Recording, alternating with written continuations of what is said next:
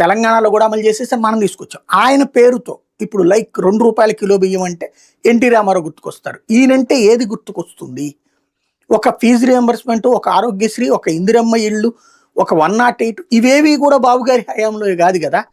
అంటే ఇన్ని సంవత్సరాల సుదీర్ఘ రాజకీయ చరిత్రలో ఏ ముద్ర ఉంది? But is a super administrator. మరి ఆయన హయాంలోనే కదా ఇవన్నీ జరిగినటువంటి పరిణామాలు. ఇప్పుడు ఆయన హయామే కదా నడుస్తుంది. తెలియని వాళ్ళకి లేదా ఇతర రాష్ట్రాల్లో ఇతర దేశాల్లో ఉన్నటువంటి వాళ్ళకి ఈ పబ్లిసిటీతో, మౌత్ పబ్లిసిటీ, మీడియా పబ్లిసిటీతో లేదు లేదు ఇక్కడ అద్భుతం అన్నటువంటి కోణంలో నుంచి ప్రొజెక్షన్ అన్నదే నడుస్తూ ఉంటుంది.